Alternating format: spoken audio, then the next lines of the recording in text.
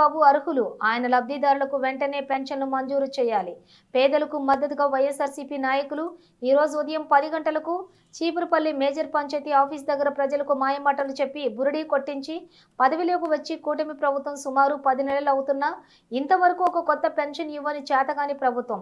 అర్హత ఉండి సచివాలయంలో దరఖాస్తు చేసుకుని ఆన్లైన్ అయి ఉన్న సుమారు చీపురుపల్లి మండలానికి చెందిన 300 పెన్షన్దారులతో కలిసి Cheepurupalli major panchayati sanitary inspector వేణుగోపాల్కి బాధ్యతలు తరపున మెమోరాండం సమర్పించిన విజయనగరం జిల్లా పార్లమెంటు మాజీ సభ్యులు Bellana Chandrasekhar, Vizianagaram YSR Congress party కార్యదర్శి మరియు ఎంపీపీ ప్రతినిధి ఇప్పిలి అనంతం, విజయనగరం జిల్లా వైఎస్ఆర్సీపీ ప్రచార విభాగం అధ్యక్షులు వల్లిరెడ్డి శ్రీనివాసులు నాయుడు, చీపురుపల్లి మండల వైఎస్ఆర్ కాంగ్రెస్ పార్టీ అధ్యక్షులు మీసాల వరహాల నాయుడు, మేజర్ పంచాయతీ సర్పంచ్ మంగళగిరి సుధారాణి శ్రీనివాస్ తదితరులు కలరు. అనంతమ్మ పంచాయతీ ఆఫీస్ నుండి ర్యాలీగా మెయిన్ రోడ్డు గుండా వెళ్లి మండల పరిషత్ కార్యాలయం ఆవరణలో ఏవో ప్రవీణ్కి మెమోరాండం అందజేయడం జరిగింది. ఈ సందర్భంగా మీడియాతో మాట్లాడుతూ, గత ప్రభుత్వంలో అర్హత ఉండి ప్రతి 6 నెలలకు కొత్త పెన్షన్ ఇచ్చే విధానం ఉండేది. కానీ ఈ ప్రభుత్వం ఏర్పడి సుమారు 10 నెలలైనా ఒక కొత్త పెన్షన్ కూడా ఇవ్వని దౌర్భాగ్య స్థితిలో ఉంది. గత ప్రభుత్వం చివరిలో అర్హత ఉండి ఆన్లైన్ చేసుకొని సచివాలయంలో ఆన్లైన్ చేసుకొని అర్హత సాధించిన సుమారుగా 300 వృద్ధాప్య వితంతు వికలాంగుల పెన్షన్ ఇంతవరకు ఇవ్వనందున వాళ్ల తరపున ఈరోజు ర్యాలీలో పాల్గొనడం జరిగింది. ప్రజాపక్షంలో నిలిచే పార్టీ మా వైఎస్ఆర్ కాంగ్రెస్ పార్టీ అని అన్నారు.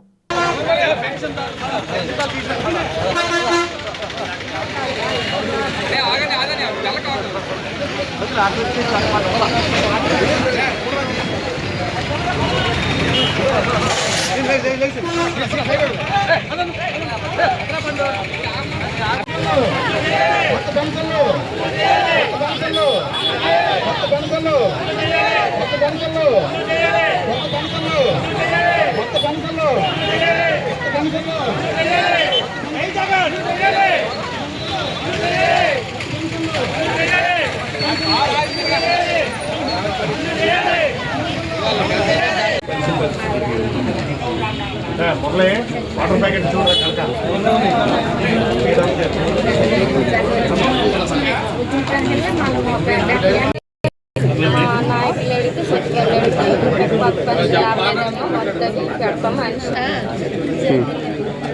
నువ్వు ఎక్కడి నుంచి వచ్చావమ్మా? నీ పరిస్థితి నుంచి వచ్చామండి. మా ఆయన చనిపోయి 10 సంవత్సరాలు, నాకు 19 సంవత్సరాలప్పుడు మా ఆయన చనిపోయారు.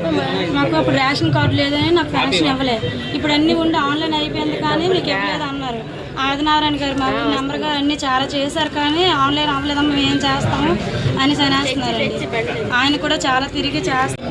చీపురుపల్లి మాకు కూడా మేము ఫస్ట్ నుండి కూడా పెన్షన్ గురిండే తిరుగుతున్నామండి. సంవత్సరం అయిందండి ఇప్పుడు చనిపోయి.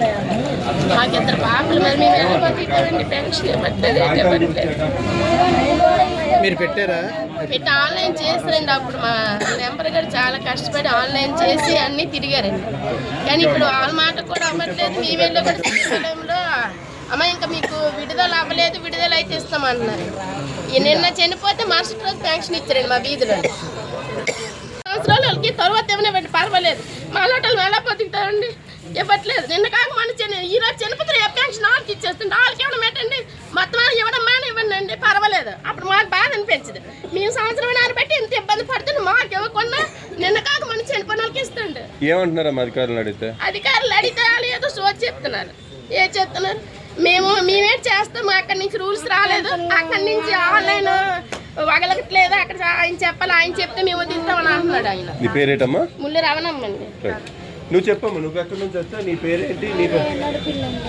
మా ఆయన ఎక్కువ సంవత్సరం అయిందండి. కొత్త పెన్షన్లోకి ఇప్పుడు అవ్వమ్మ సైట్ కాగడం మీద పెన్షన్ ఇచ్చి అవ్వమ్మ అనేసి ఎక్కడ సచివాలయాన్ని అడిగావా? ఇంకెవరిని అడిగావు? మన ఎంపీటీసీని అడిగాను. ఇంకా అవుతాయమ్మ